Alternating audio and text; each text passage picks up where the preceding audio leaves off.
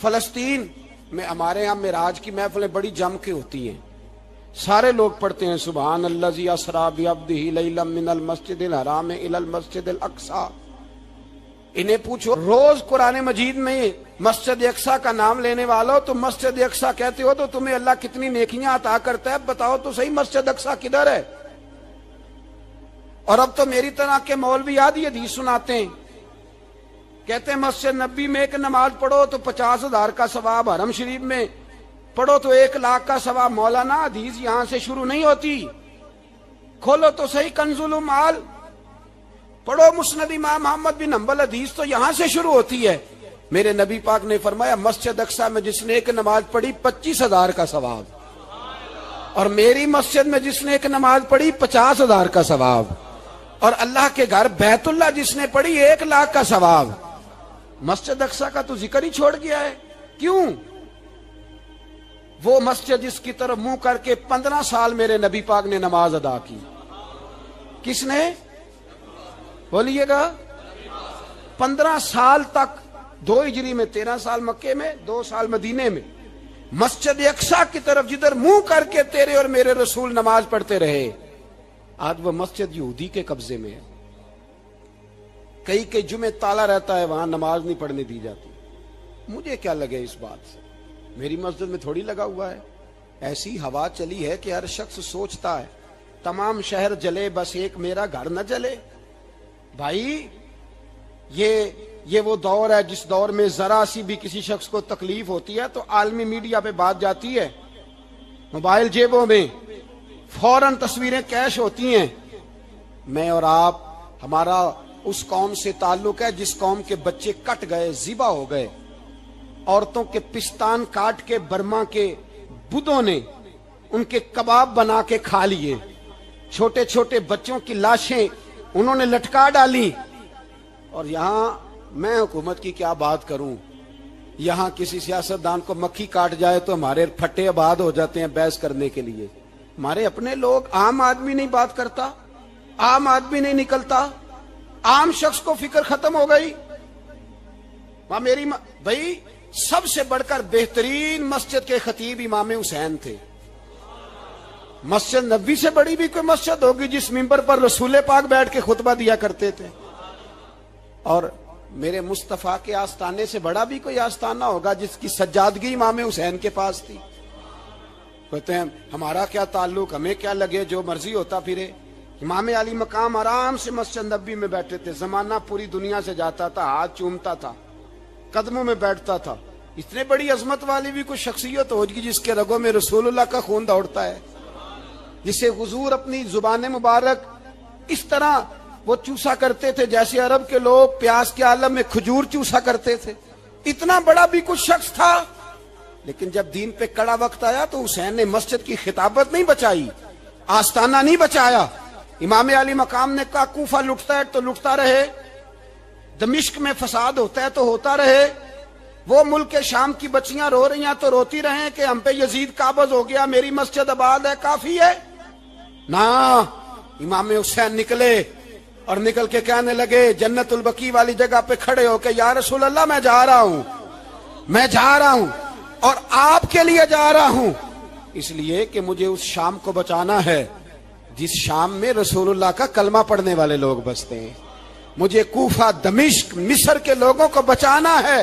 نانا تیرے کرم کے خزینے کی خیر ہو، میں جا رہا ہوں تیرے مدینے کی خیر ہو۔ نکل کھڑے ہوئے امام علی مقام، میدان میں نکلے، کس کے خلاف؟ بولے کون تھا؟ یزید مسلمان تھا، اس وقت تک تو سب نے مسلمان لکھا ہے، جس نے کافر کہا شہادت امام حسین کے بعد کہا۔ جرم کیا تھا؟ میری گردن جھک جاتی ہے جب میں یہ بات کرتا ہوں، ایمانداری سے کہہ رہا ہوں، جوش خطابت نہیں، میری گردن جھکتی ہے جب میں یہ لفظ ادا کرتا ہوں۔ امام علی مقام اس شخص کے خلاف نکلے، سارے خطبے امام حسین کے پڑھ کے دیکھو۔ امام حسین نے فرمایا یزید شرابی ہے، شرابی مسلمانوں کا حکمران ہو سکتا؟ آپ نہ بولیں بے شک، پر بات تو سچی ہے نا۔ امام حسین نے فرمایا شرابی کو ووٹ دیا جا سکتا؟ فرمایا رنڈیوں کا ناچ دیکھتا ہے جو مجرے دیکھے، جو رنڈیوں کے ناچ دیکھے وہ مسلمانوں کا حکمران ہو سکتا؟ امام حسین میدان میں نکلے اور 18 سال کے علی اکبر سے لے کر 6 مہینے کا علی اصغر دے دیا، لیکن شرابی کو برداشت، بے حیا کو برداشت تو میں کیسے کرتے؟ دوستی قاتل سے بھی، مقتول سے یارانہ بھی، اپنی جیب سے فلیکسیں چھپوا کے ظالموں جابروں بدماشوں کو ووٹ دیتے ہو۔ امام حسین کو تیری دیگ کی ضرورت ہے جو تو 10 محرم پہ پکاتا ہے، چاولوں کی ضرورت ہے جو تو نے 9 محرم کو پکائے، ان کو اس بریانی کی عادت تھی جو تو نے پکائی ہے۔ میرے گھر میں فلاں MNA MPA صاحب آ گئے تھے، امام حسین کے گھر کے اندر یزید نے پیغام بھیجا، اس نے کہا جیسے کہو گے کر لوں گا، جتنے پیسے کہو گے دے دوں گا، جتنی مسجدیں کہو گے بنوا دوں گا، جتنے ادارے کہو گے تعمیر ہو جائے، مجھے نہ چھیڑو۔ آپ نے فرمایا نا، مسجد مدرسے اس وقت آباد رہتے ہیں جب حکمران صحیح ہوتے ہیں، اور جب حکومتیں غلط ہوتی ہیں تو پھر مساجد آباد، پھر مدارس کی آباد کاری ہو ہی نہیں سکتی۔ میں دین میں نیا رکھنا کھول دوں؟ امام علی مقام کھڑے ہوئے، پر میں کیا کروں؟ حکومت کیا کروں؟ حکومت سے کیا کہوں؟ اگر میری ملت کے اپنے جوان کے موبائل میں رنڈیوں کا ناچ ہو تو 10 محرم کو تو امام حسین کربلا میں تڑپ جاتے ہوں گے۔ اگر 9-10 محرم کو جو نکلا امام علی مقام کی بات کرنے کے لیے، وہ نوجوان اگر سگریٹ کا، شراب کا، بدماشی کا عادی ہو تو حضرت علی اصغر کہیں گے نا میری قربانی کا کیا بنا؟ وہ تو نکلے تھے عریانی اور فحاشی کے خلاف، اور اگر ملت کا جوان روز چوک میں کھڑے ہو کے لڑکیوں کو تاڑتا ہو تو حضرت علی اکبر تو اپنی قبر میں روتے ہوں گے کہ یہ اس قوم کے لیے جان دے دی جو آج یزیدی طریقوں پہ عمل کر رہی ہے، جو ساری رات گند دیکھ کے سوتی ہے، جو ساری رات بے حیائی، فحاشی اور عریانی میں لگی رہتی ہے، ان لوگوں کے لیے جان دے دی۔ اتنا ظلم ان شہیدوں کے ساتھ، اور 10 محرم کو دیگ پکا کے کہتا ہے میں امام حسین کا ماننے والا ہوں، میں امام علی مقام سے پیار کرنے والا ہوں۔ نہ بھائی، نہ دو رنگی چھوڑ کے یک رنگ ہو جا، سراسر موم ہو جا یا سنگ ہو جا، امت مسلمہ کو بیدار ہونا پڑے گا۔ امام علی مقام میدان میں نکلے، ڈٹ کے نکلے، اور امام نے فرمایا میدان میں نکل کر کہ میرا وطن مدینہ ہے، میرا وطن مدینہ ہے، پر مدینہ بعد میں، رسول اللہ کا دین پہلے۔ تو پاکستان کی بات کرتا ہے؟ امام علی مقام نے فرمایا مدینے کی شہریت بعد میں، رسول اللہ کا دین پہلے، اور تیرے تو بچے عام سے ہیں۔ امام حسین نے فرمایا میری گود میں جو بچے ہیں وہ رسول اللہ کے نواسے ہیں، پر بچے بعد میں، نبی پاک کا دین پہلے۔ آپ نے فرمایا تیری بیٹی بڑی باوقار ہوگی، اس کی بڑی عزت ہے، تو کہتا ہے بیٹی کی وجہ سے بلیک میل ہو گیا، لیکن جو شان خدا نے حسین کی بیٹی کو عطا فرمائی، جن بچیوں کا سر کا بال ننگا ہو جائے، سر کا بال ننگا ہو جائے، تو امام شورانی فرمایا کرتے تھے اگر مدینے میں کسی سید زادی کے سر کا بال ننگا ہوتا تھا تو سورج اپنا منہ چھپا لیا کرتا تھا، سورج چھپ جاتا تھا بادلوں کی اوٹ میں، اور مدینے والے سمجھ لیتے تھے کہ گھر میں کام کرتے کرتے کسی سید زادی کے سر کا کوئی بال ننگا ہو گیا۔ ان شہزادیوں کا اتنا وقار، اور امام علی مقام نے فرمایا بیٹیوں کی فکر بعد میں، رسول اللہ کا دین پہلے رسول اللہ کا دین۔ قوم مذہب سے ہے، مذہب جو نہیں تم بھی نہیں۔ یاد رکھ میرے بھائی، امام علی مقام رضی اللہ تعالیٰ عنہ نے میدان میں نکل کر پہلے مذہب کی بات کی، اور آج دین نبی دا وانگ یتیمہ رووے تے کرلاوے تے آکھے میں کتھوں لبا عمر بہادر، میں کتھوں لبا عمر بہادر جیڑا مینوں سینے لاوے، معصوم بچے، معصوم۔ آج تک کدھر ہے تمہارا اقوام متحدہ؟ بلاؤ نا اسے۔ بھیک مانگتے پھرتے ہو، کافروں سے بھیک مانگتے ہو۔ بچہ شام کو گھر نہ آئے تو ماں دروازے پہ نظر لگا کہتی بیٹے ٹائم پہ آ جایا کر، مجھے نیند نہیں آتی، وقت پہ۔ برما کی اس ماں سے بھی جا کے پوچھو جس کا بچہ پلٹ کے آئے کوئی نہیں، آیا ہی نہیں، اس سے بھی پوچھو۔ بچے نے آدھی رات کو روٹی مانگ لی، تو فالج زدہ ماں، اس کو فالج تھا، وہ رینگتی ہوئی اٹھی اور اس نے اپنے لال کو روٹی پکا کے دی. باپ کہتا رہا چل چھوڑ سو جا بیٹے تیری اماں. اس نے کہا نہیں مجھے نیند نہیں آتی بیٹا بھوکا ہے. اس ماں سے بھی کبھی پوچھ، اس ماں سے جو بنگلہ دیش کے خیمے میں بیٹھی ہے تو بی بی سی لندن کا رپورٹر کہتا ہے کہ تیری خواہش کیا ہے؟ کہتی کوئی بھی نہیں. چلو 2 دن کے بعد ہی صحیح میرے بیٹے کو ایک روٹی دے جایا کرو. روٹی مانگتا ہے مجھ سے، میں کدھر سے لاؤں؟ یہ لوارث قوم ہے. میں حکمران سے جا کے بات کروں جب میرا اپنا نمازی مسلمان کہتا ہے پہلے پاکستان کے بچے تو پال لو. میرے بھائی تجھے خبر ہی نہیں. یہ تو جانا تو کبھی گنبد خضرا پہ تو میرے مصطفیٰ نے فرمایا من ازا مسلم فقد ازانی. فرمایا جب میرا مسلمان تکلیف میں ہوتا ہے تو میں گنبد میں تکلیف میں ہوتا ہوں. مجھے درد ہوتا ہے، مجھے اذیت ہوتی ہے. پوچھ جا کے محبوب پاک سے.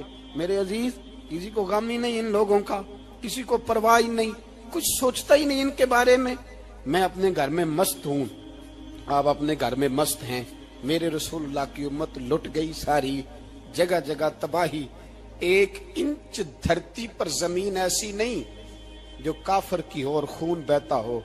ایک ریمنڈ ڈیوس امریکی کتا یہاں بند تھا مسلمانوں کے قتل میں.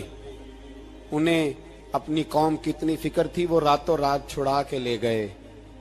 لیکن میری اور تیری بہن عافیہ صدیقیہ سالوں سے بند ہے. تڑپ کے پوچھا ہے مسلمانوں نے کہ اس کی غلطی تو بتاؤ. اس کا قصور نہیں پر وہ بند ہے. کوئی نہیں بات کرنے والا، کوئی نہیں. مسجد جانے جمعہ تو پڑھانا ہے، اس میں غرض نہیں درد ہے کہ نہیں کہ اس میں تو اتنا پتہ ہے 1 گھنٹے تقریر ہے کرنی ہے. پیر صاحب صبح سے شام تک تعویذ لکھتے، سیاستدان صبح سے شام تک جنازہ بھی تب پڑتا ہے کہ مجھے ووٹ ملیں گے. تاجر کہتا ہے بس دکان چلنی چاہیے مر جائے میری طرف سے ساری دنیا. بس کرو، اس خول سے باہر نکلو. اے نوجوان مسلم، کبھی یہ تدبر بھی کیا تو نے وہ کون سا گردوں ہے جس کا ہے تو ایک ٹوٹا ہوا تارا؟ تو نے سوچا ہی نہیں کبھی؟ تجھے کبھی خبر ہی نہیں ہوئی کہ یہ کس قدر بڑا کام تھا؟ میرے رسول پاک صلی اللہ علیہ وسلم کے غلاموں جاگو. میں دعائی دیتا پھرتا ہوں، میں کہتا ہوں جٹ بن کے بڑا جی لیا، بٹ رائیں انصاری بن کے بڑا جیا. بس کر دو، بس کر دو. اب مسلمان بن کے جینا سیکھو. اب اپنی پہچان رسول اللہ کی غلامی بناؤ. اب کہو پہلے دین باقی ہر چیز بعد میں. بس کرو، بہت ہو چکا ہمارے ساتھ، اب تھوڑا جاگو. میں بہت ساری باتیں دل میں لے کے آیا تھا جو آپ سے کرنی تھی، پر یہ لفظ ہیں کہ ٹوٹتے ہی جا رہے ہیں. بات ہے کہ سمت کا تعین ہی نہیں ہو پا رہا. میرے بھائی میں تو کبھی کبھی سوچتا ہوں لگتا ہے رب بھی ناراض ہو گیا ہے اور ہمیں منانے کا طریقہ بھی بھول گیا ہے. نہ ہماری مسجدوں میں تہجد پڑھی جاتی ہے، نہ کسی کو نماز توبہ یاد رہی، نہ کوئی استسقاء والا ہے، کوئی نہیں. جو پیر صاحب کے پاس جا کے بیٹھتا ہے تھپکی دیتے ہیں، کہتے ہیں جا تیرا کام ہو جائے گا موج کر. کبھی نہیں کو کہتا توبہ بھی کر، استغفار بھی پڑھ، یہ داڑھی پوری کر، دین رسول اللہ کا اس کی طرف تو توجہ کر. کوئی تبلیغ ہی نہیں کرتا. سارے پھوکا پھاکی پہ لگ گئے ہیں. کوئی خیال ہی نہیں آ رہا کسی شخص کو کہ ہماری تباہیوں کا سبب کیا ہے. علاقہ تک قبرص فتح ہوا، تمام لوگ نعرے لگا رہے ہیں. حضرت ابو ذر غفاری کونے میں بیٹھ کے رونے لگ گئے. مسلمانوں کو فتح ملی، سب لوگ نعرے لگا رہے ہیں، خوشی ہو رہی ہے کہ علاقہ فتح ہو گیا. حضرت ابو ذر غفاری رونے لگے اور تڑپ کے روئے. لوگوں نے کہا ابو ذر کیوں روتے ہو؟ آپ فرمانے لگے یہ لوگ برسوں سے قابض تھے اس شہر پر. یہ جن لوگوں سے آج ہم نے لیا ہے یہ برسوں سے، دل کے کانوں سے کھل سننے والی بات ہے. فرمانے لگے یہ برسوں سے قابض تھے، انہوں نے اللہ کی نافرمانی کی ہے تو آج علاقہ ان کے ہاتھوں سے نکل گیا ہے. میں رو اس لیے رہا ہوں کہ خدایا کہیں ہم سے بھی نافرمانی نہ ہو اور یہ ہمارے ہاتھوں سے بھی نہ نکل جائے. شام نکل نہیں گیا ہمارے ہاتھوں سے، لیبیا نکل گیا، مصر نکل گیا، عراق نکل گیا، افغانستان نکل گیا.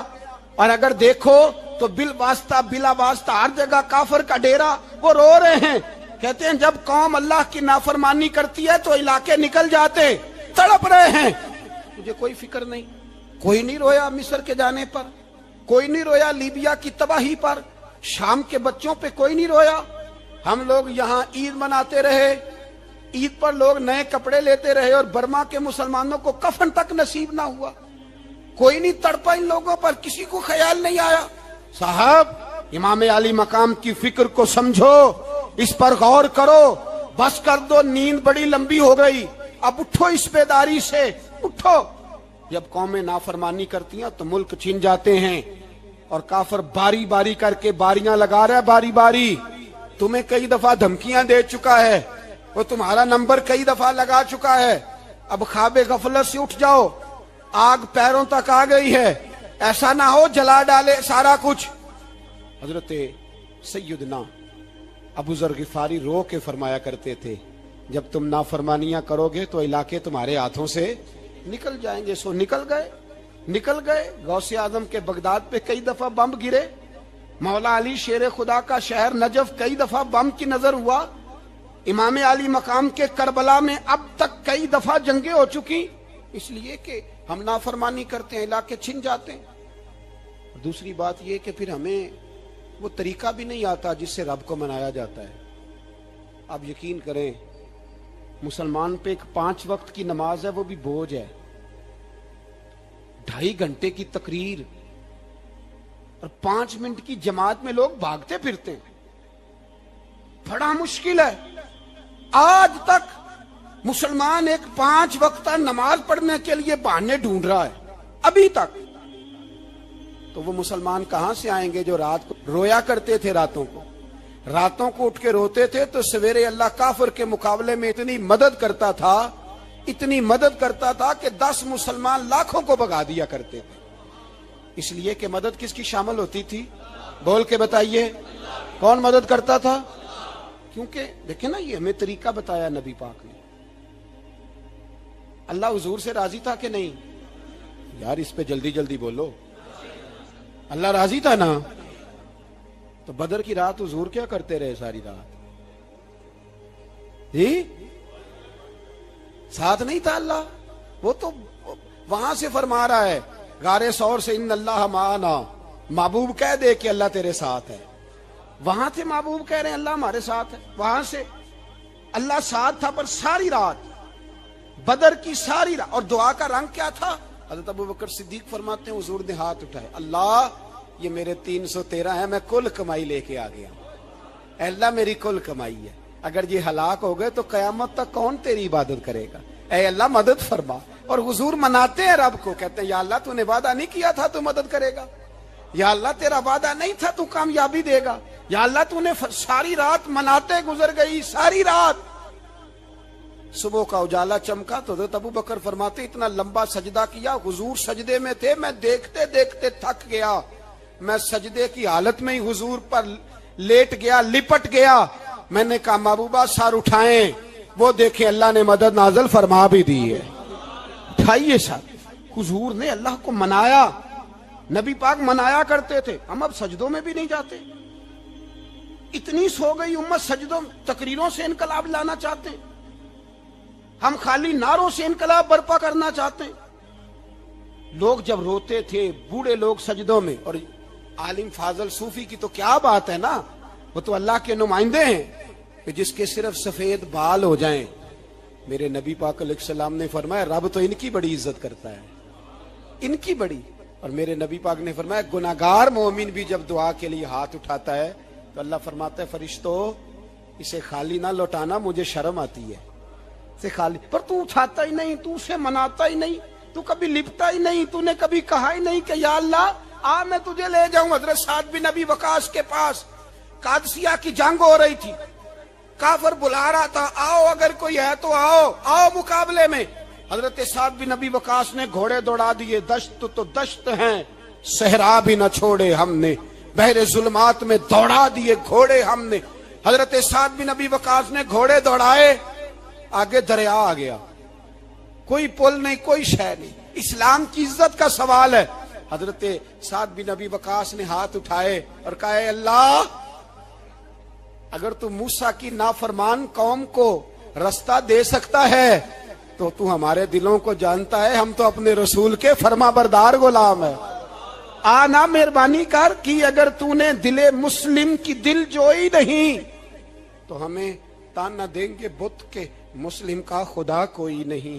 کہا اے اللہ مہربانی فرما اگر تو حضرت وَإِذْ فَرَقْنَا بِكُمُ الْبَحْرَ فَأَنْجَيْنَاكُمْ وَأَغْرَقْنَا آلَ فِرْعَوْنَ اگر تو حضرت موسیٰ کی قوم کے لیے دریا پھاڑ سکتا ہے تو ہم تو نبی پاک کے غلام ہیں. صحابہ کہتے ہیں جناب سعد نے دعا مانگی تو دریا نے رستہ عطا فرما دیا. یار تو دعا بھی نہیں مانگتا. حضور نے فرمایا دعا صلاح المومن، دعا مومن کا ہتھیار ہے، تو نے یہ بھی چھوڑ دیا ہے. اب تو باتیں کر کے تبصرے کر کے ٹی وی دیکھ کے اپنی رائے قائم کر کے کمنٹس کر کے سو جاتا ہے، یہ بھی سوتا خشک ہو گیا. تو دعا تک نہیں مانگتا. فرماتے ہیں دعا مانگی تو دریا نے رستہ دیا، اور جب اس کنارے نکلے تو حضرت سعد کہنے لگے کسی کی کوئی شے تو نہیں رہ گئی دریا میں، کوئی چیز تو نہیں رہ گئی. ایک صحابی کہنے لگے پیالہ رہ گیا ہے. تو حضرت سعد فرمانے لگے او دریا ہمارا پیالہ واپس نہیں کر دیتا. تو کہتے ہیں ایک لہر آئی تو پیالہ بھی باہر پھینک گئی. او بھائی ہم اسی رسول کا کلمہ پڑھتے ہیں جن کا حضرت سعد بن ابی وقاص نے کلمہ پڑھا تھا. اور کسی جگہ میرے نبی پاک نے نہیں فرمایا اللہ صحابی کی سنے گا بعد میں آنے والوں کی نہیں سنے گا، کسی جگہ نہیں کہا. پر تو کشکولے دعا بھی نہیں اٹھاتا. مصیبت میں بھی اب یاد خدا ہم کو نہیں آتی، دعا منہ سے نہ نکلی جیبوں سے عرضیاں نکلی، تو یہ کام بھی نہیں کرتا. میرا دل کرتا تھا چلو اور کچھ نہ ہو مسجدوں میں اجتماعی دعا ہی ہو جائے، پر اس طرح بھی توجہ نہیں. وہاں بھی کہتے ہیں مولوی صاحب جلدی کرو گھر جانا ہے، اتنی لمبی دعا، اور کمنٹس کر رہے ہیں لوگ کہتے ہیں آپ اپنے گھر کی سوچیں. میرے بھائی دعا. صلاح الدین ایوبی فلسطین کی جنگ لڑ رہے تھے، خبر آئی کہ عیسائیوں کا ایک بحری بیڑا بحری جہاز اسلحہ لے کے آ رہا ہے، نیزے ہیں تلواریں ہیں تیر ہیں. صلاح الدین ایک بزرگ تھے ان سے ملے تو کہنے لگے بابا جی آپ بھی دعا کرو. میں بھی دعا کرتا ہوں. مسلمانوں کے پاس پہلے اسلحہ نہیں، عیسائیوں نے اور منگا لیا ہے، کہیں ایسا نہ ہو مسلمانوں کے خلاف اتنا اسلحہ استعمال ہو. یہ بات کہی بابا جی کو دعا کا کہا. خود مسجد اقصی میں ساری رات روتے رہے صلاح الدین. ساری رات ہمارا حکمران جسے ربنا آتنا فی الدنیا پوری نہیں پڑھنی آتی، اور اب تو ایسے پیر آ گئے ہیں میدان میں جو سورہ فاتحہ سیدھی نہیں سنا سکتے الا ماشاءاللہ. ساری رات صلاح الدین ایوبی روتے رہے. وہ بزرگ کہتے ہیں میں بھی کونے میں تھا پر جس درد سے اس نے دعا مانگی میں نہیں مانگ سکا. سویرے خبر آئی کہ دشمن کا وہ بحری بیڑا جو اسلحہ لے کے آ رہا تھا دریا میں غرق ہو گیا ہے.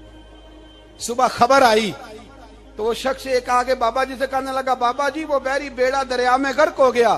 تو بابا جی رو پڑے، کہنے لگے دریا میں غرق نہیں ہوا، صلاح الدین ایوبی کی آنسوؤں میں غرق ہو گیا ہے. اس کے آنسوؤں میں غرق ہو گیا ہے، اس نے رب سے دعا ہی ایسی مانگی اس کے آنسوؤں میں. تو دعا بھی نہیں مانگتا میرے بھائی مسلمانوں کے لیے، تو دعا بھی نہیں مانگتا. امام حسین میدان کربلا میں تھے. ایک راوی کہتا ہے 3 دن پانی بند رہا ہے، روٹی بند رہی ہے، پر قرآن پاک کی تلاوت 1 منٹ کے لیے بھی بند نہیں ہوئی. دعا اور التجا 1 منٹ کے لیے بھی بند. حسین کے خیمے سے یہ آواز بار بار آتی رہی یا اللہ استقامت بھی دے اور صبر بھی عطا فرما. دعا کا رستہ بند، تلاوت بند نہیں ہوئی، اللہ کی بارگاہ میں سجدے بند نہیں ہوئے. تو چھوڑ گیا ہے، تو دعا تک نہیں مانگتا. دعا تو انقلاب برپا کر دیتی ہے، دعا تو حالات بدل دیتی ہے، دعا تو تبدیلی لے آتی ہے. کوئی بیٹھا ہوا مجھے دور دعا دیتا ہے، بس دعا دیتا، فقط دعا دیتا ہے. کوئی بیٹھا ہوا مجھے دور دعا دیتا ہے، میں ڈوبتا ہوں پر سمندر اچھال دیتا ہے. وہ بھائی تو دعا بھی چھوڑ گیا. پہلی بات آپ کی خدمت میں یہ ہے کہ جاگیں، مسلمان بنیں. دوسرا کچھ نہیں کر سکتے تو دعا تو کر سکتے ہیں نا، دعا کا رستہ اپنائیں.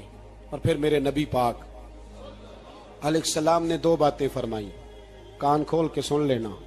2 باتیں حضور نے فرمایا ایک وقت آئے گا کہ میری امت کے خلاف کافر ایک دوسرے کو آوازیں دیں گے آؤ مسلمانوں کو ماریں، آؤ مسلمانوں. تو صحابہ نے کہا یا رسول اللہ کیوں، ہم تھوڑے ہو جائیں گے؟ فرمایا نہیں تم بہت زیادہ ہوں گے. 56 اسلامی ملک ہیں دنیا میں، کتنے بول کے بتانا ہے؟ اتنا سا برما ہے. کسی غیر مسلم کا کتا مر جائے تو یہ چیخ پڑتے ہیں، اور یہاں کہتی ہے اقوام متحدہ کہ جی وہ ہمیں داخل نہیں ہونے دے رہے، تو بند کرو پھر سلامتی کونسل، تحلیل کر دو، اقوام متحدہ ختم کرو۔ اگر تمہاری کو سنتا نہیں تو بنائی کیا ہے؟ صرف مسلمانوں کو پریشرائز کرنے کے لیے۔ اور ہمارے مسلمان بھیک مانگتے پھرتے ہیں، کہتا ہے کہا ہے ہم نے اقوام متحدہ سے، اب تم اپنے لیے کافر سے بھیک مانگو گے؟ کافر سے بھیک مانگو گے؟ میرے عزیز، نبی پاک علیہ الصلوۃ والسلام نے فرمایا کافر ایک دوسرے کو بلائیں گے مسلمانوں کو مارے، یا رسول اللہ ہم تھوڑے ہوں گے، فرمایا بہت زیادہ ہوں گے، تو حضور کیا ہوگا؟ فرمایا تمہیں وہن ہو جائے گا۔ یا رسول اللہ وہ کیا ہے؟ فرمایا دنیا سے پیار ہو جائے گا، مرنے کو دل نہیں کرے گا، دنیا سے اور مرنے کو۔ اس وقت سمجھ لینا کافر تم پہ حاوی ہے۔ میں اپنا اندازہ کروں، آپ اپنا کریں، مجھے دولت سے کتنا پیار ہے اور آپ کو کتنا پیار ہے۔ جھاگ کے سنیں یہ لفظ رسول پاک کے صلی اللہ علیہ، حضور نے فرمایا جب تجھے دنیا سے پیار ہو جائے، دولت سے پیار ہو جائے، اقتدار سے پیار ہو جائے، اور جب تجھے موت بری لگنے لگے، تیرا مرنے کو دل نہ کرے، پھر کافر تیرے اوپر چڑھ آئے گا۔ آج دولت ہی تو رہ گئی ہے، باقی بچا کیا ہے؟ میں اکثر کہتا ہوں شادیاں نہیں ہوتی، تجارتیں ہوتی ہیں۔ لڑکی والے کہتے ہیں کہ لڑکا زیور کتنا ڈالے گا، لڑکے والے کہتے ہیں لڑکی جہیز کتنا لائے گی۔ تجارت، ہر جگہ دولت، ہر جگہ پیسہ، ہر جگہ سرمایہ۔ جہاں جس معاشرے میں تلاوت بکے، نعت بکے، تقریر بکے، اس سے زیادہ اور تباہی کا معاملہ کیا ہوگا؟ میرے عزیز، میرے رسول پاک علیہ الصلوۃ والسلام کے صحابہ کے قریب دنیا داری آ سکی؟ نہیں آئی۔ حضرت ابو بکر صدیق نے پانی مانگا تو لوگوں نے دودھ دیا، فرمایا پیچھے کرو۔ ابو بکر نے نعمتیں چھوڑ دیے۔ اب ابو بکر وہ والا کام کرتا ہے جو رسول پاک نے کیا ہے، فرمایا نہ دودھ شاید پیش نہ کرو، جو مانگتا ہوں بس وہ دو۔ حضرت ابو بکر صدیق نے بڑے مالدار تھے۔ حضرت عمر فاروق رضی اللہ تعالیٰ عنہ کے پاس صحابہ کرام جمع ہو کے آئے، کون سا ایسا شخص ہے جس کی تنخواہ میں اضافہ ہو جائے؟ تو لوگ کہتے ہیں نہیں مجھے نہیں چاہیے، پر ہم نے وہ لوگ دیکھے ہیں۔ حاجی صادق صاحب کو مسجد والوں نے کہا 1000 روپیہ تنخواہ بڑھانی ہے، تو حاجی صاحب کہنے لگے میرا بڑا سونا گزارا ہوں ہے، مینوں نہیں بڑے نے۔ حضرت سیدنا عمر فاروق رضی اللہ عنہ صحابہ اکٹھے ہو کے گئے، کہنے لگے عمر حضور کے زمانے میں بظاہر غربت رہی، جناب صدیق اکبر کے زمانے میں غربت، اب تو بڑی ریل پیل ہے، بحرین سے لاکھوں کا مال آتا ہے، آپ کو بڑے بڑے سفیر ملنے آتے ہیں، پر آپ وہی پرانا کرتا اور وہی تامت جو کئی جگہ سے سی آپ نے کئی جگہ سے پھٹی۔ اور حضرت عمر ایک دن عید کی نماز پڑھانے گئے تھے تو ننگے پیر ہی چلے گئے۔ لوگوں نے کہا جوتا، فرمایا ٹوٹ گیا تھا یار، پہننے کے قابل نہیں تھا۔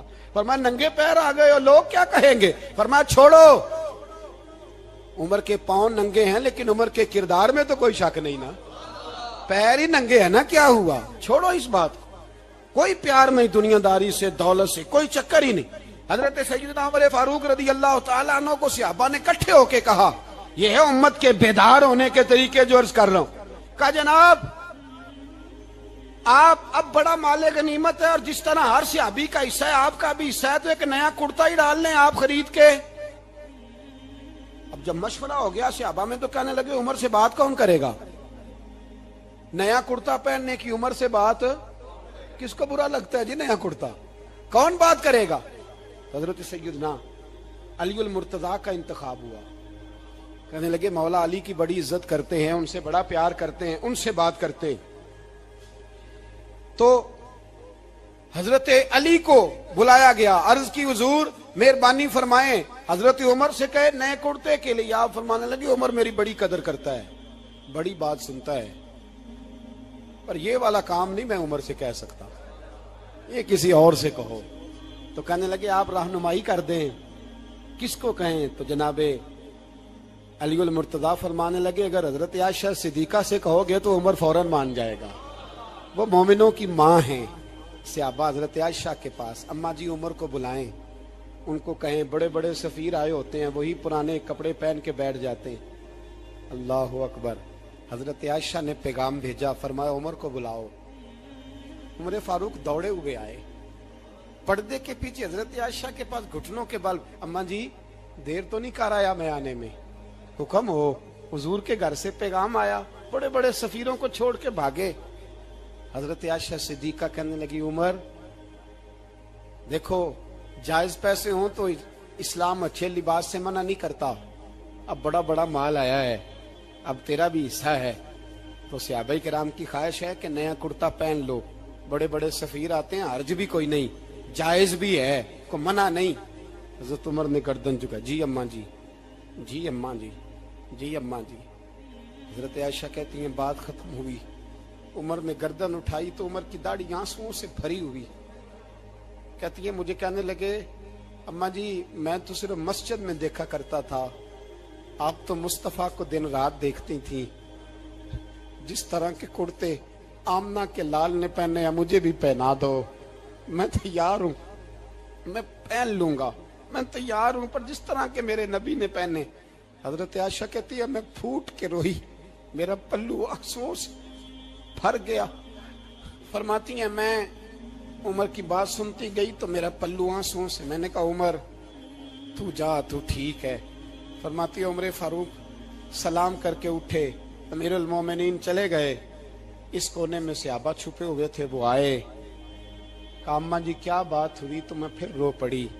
मैंने कहा क्या बताऊं, तुम्हें पुराने कुर्ते नजर आते हैं, उसे मोहम्मद अरबी के जलवे नजर आते हैं, उसे रसूलुल्लाह का रंग नजर आता है, उसे वो गुलामी नजर आती है।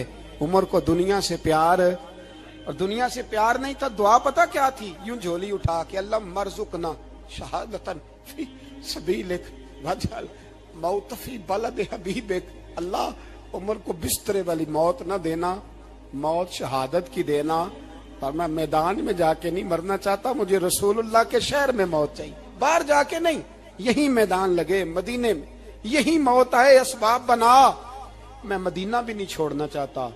ओ भाई इन लोगों को नहीं प्यार था। जनाब सिद्दीक अकबर का विसाल हुआ तो जहर के असर से, वो जो आपको जहर लगा था, बाद मुफस्सिरीन ने लिखा है कभी कभी वो जो सांप ने डसा था तो कभी कभी उसका असर आता था, बस अल्लाह ने शहादत देनी थी कभी कभी, वरना तो बड़ी शिफाएं थी।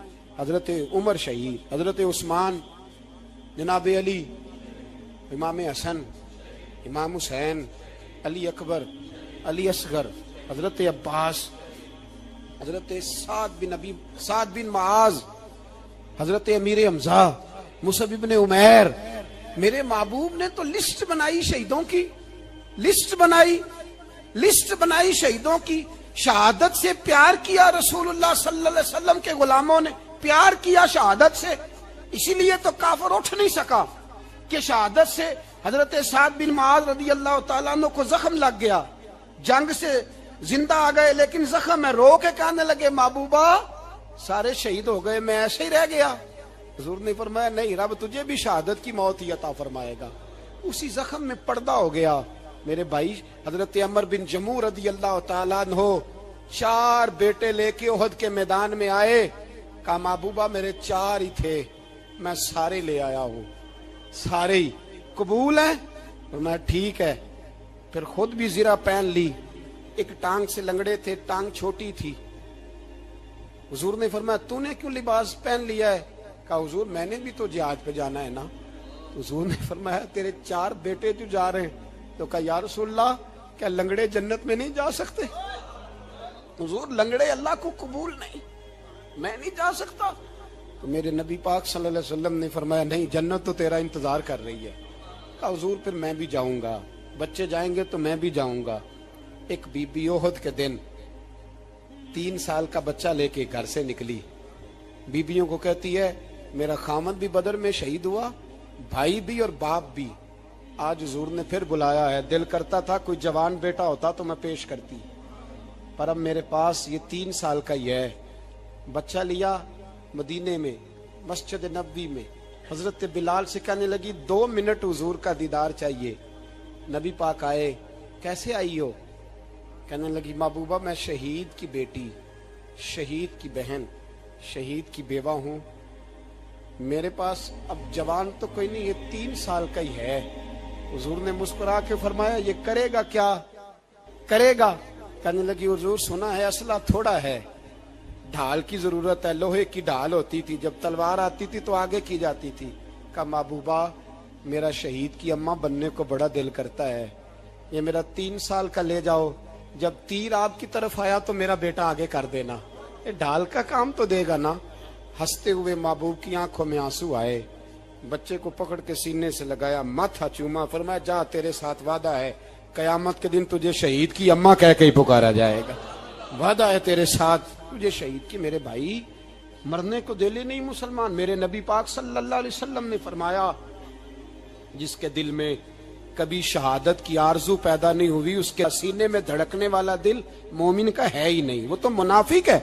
جو کبھی دین کے رستے میں شہید ہونے کو, میرے بھائیوں دین کو بڑی ضرورت ہے, بڑی ضرورت ہے, بڑی.